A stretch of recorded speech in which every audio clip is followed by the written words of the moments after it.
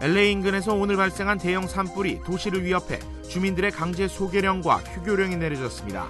항공기와 헬기 20여 대가 동원됐지만 모하비 사막에서 불어오는 강풍으로 불길은 거세게 번지고 있습니다. 일본의 구의원들이 글렌데일 소녀상 앞에서 철거를 촉구하는 시위를 벌였습니다. 이들은 글렌데일 시의원들에게 면담을 신청했다 거절당하자 시청까지 찾아가 항의 서한을 전달하는 추태를 부렸습니다. 공립교과서에 동해와 일본해를 함께 표기하는 법안을 추진 중인 버지니아주 의회가 또 하나의 관문을 통과했습니다. 해당 상임위원회에서도 법안이 처리되면서 상원 통과가 확실시되는 가운데 하원이 최대 고비로 떠올랐습니다. 한류의 꿈이 화폭에도 연글고 있습니다. 오늘부터 LA 컨벤션 센터에서 문을 연 LA 아트쇼에는 한국현대미술특별관이 설치됐습니다. 중국발 미세먼지가 자주 몰려오면서 이런 오염물질을 추적하기 위해 한국 정부가 고성능 정지궤도 위성을 쏘아 올리기로 했습니다. 미국과 공동 개발 중인 이 위성이 2018년 발사에 성공할 경우 정지궤도에서 미세먼지를 감시하는 최초의 국가가 됩니다.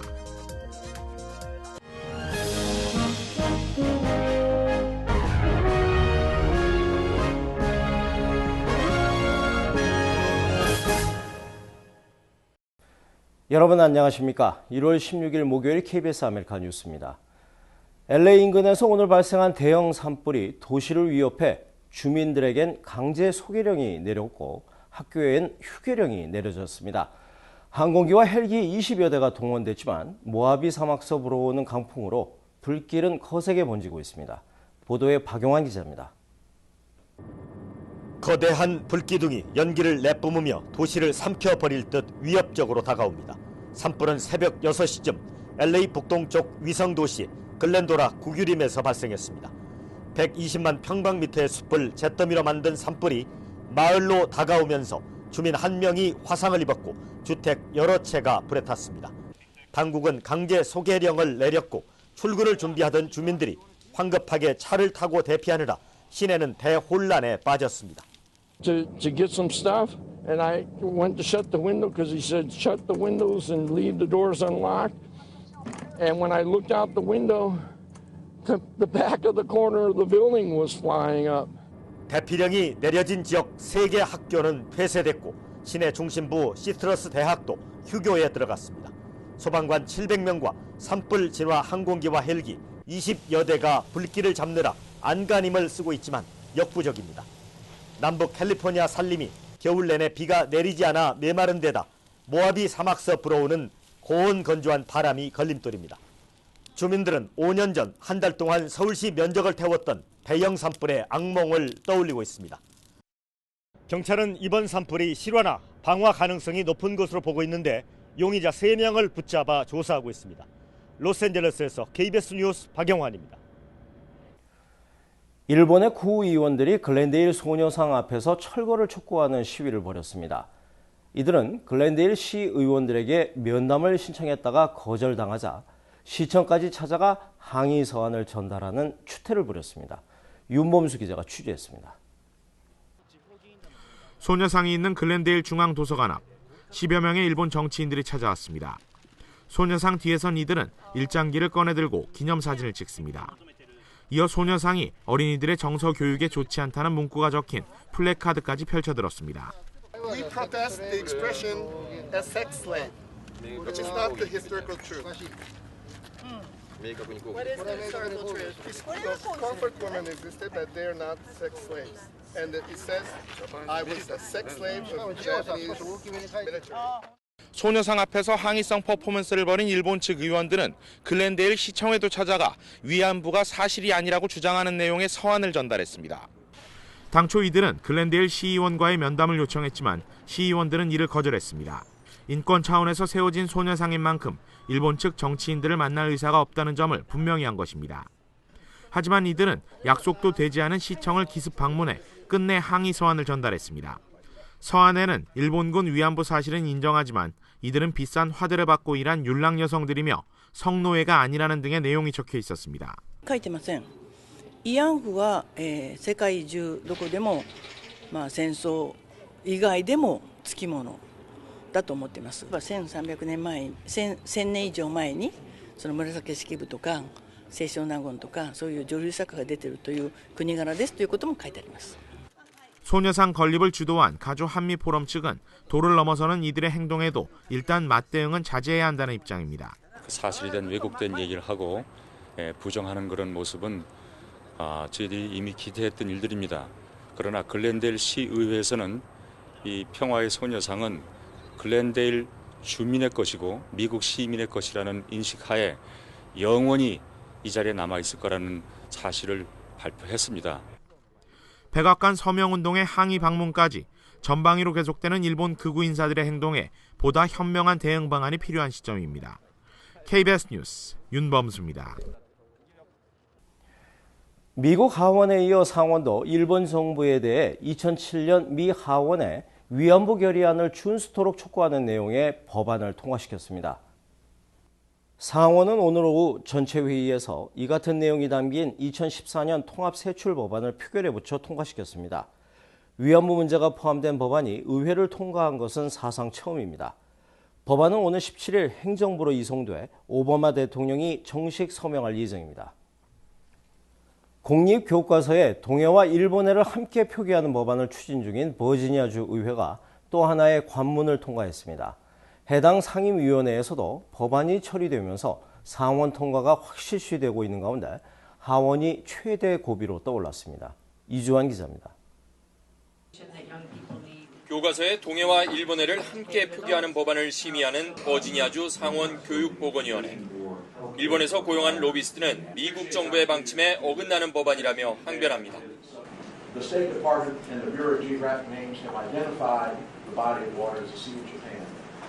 반면 법안을 상정한 의원은 동해를 둘러싼 한일 간 갈등의 역사적 배경을 후손들에게 정확히 알려야 한다며 동해 병기의 당위성을 설파했습니다.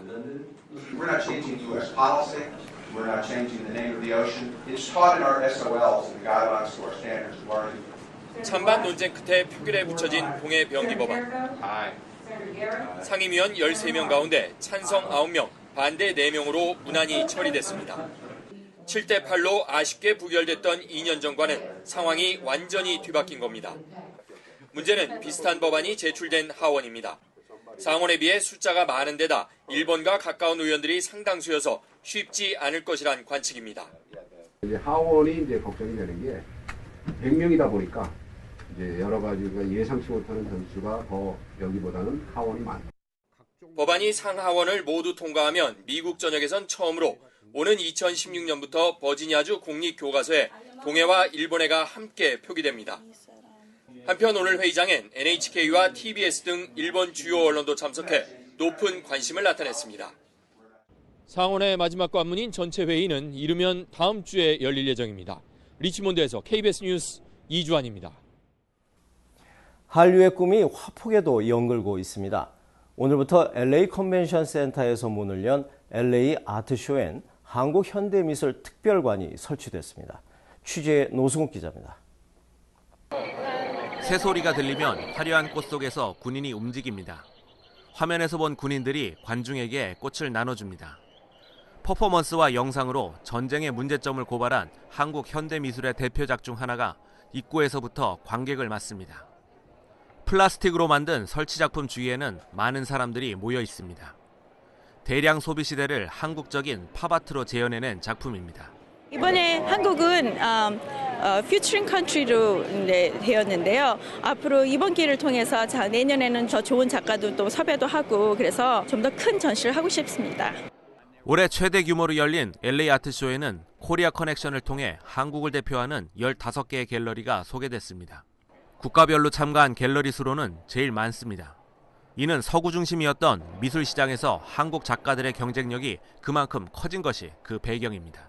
둥근 원 형태를 나타낸 겁니다. 사실은 이제 반평면이고요. 제가 하는 조각이랑 이제 설치미술을 약간 접목시켜가지고 약간 시각적인 착시를 일으키는 거죠. 전통적인 표현 방법인 회화는 물론 조각, 설치 미술과 미디어 아트도 눈에 띕니다.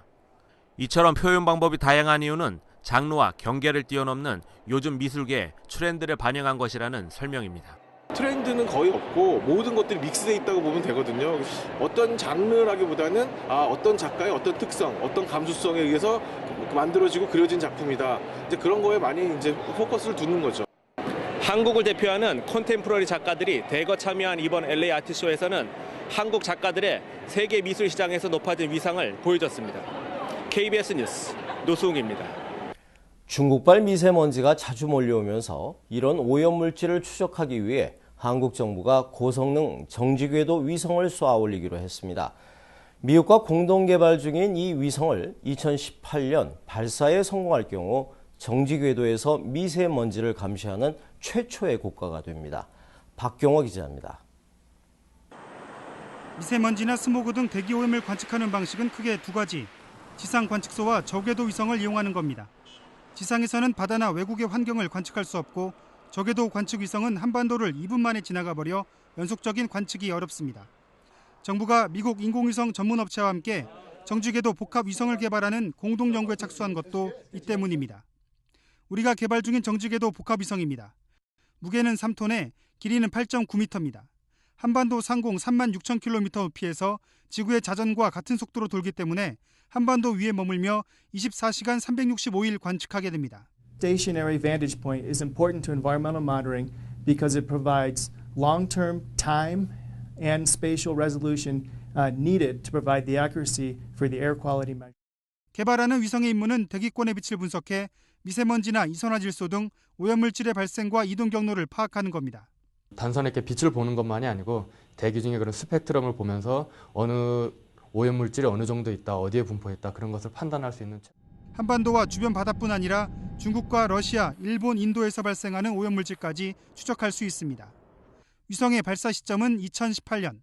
이번 정지궤도 복합위성 계획이 성공하면 우리나라는 정지궤도에서 지구의 환경을 감시하는 세계 최초의 국가가 됩니다. 미국 콜로라도 볼더에서 KBS 뉴스 박경호입니다. 친일파 윤치호가 에모리대 유학 시절 작사한 이른바 애국가 원본을 환수하려는 움직임이 일고 있습니다. 에모리대에 있는 문제의 원본을 두고 그동안 학계에선 윤치호의 친일 행적으로 인해 애국가 작사서를 뒷받침하는 사료로 인정할 수 없다는 태도를 보여왔습니다.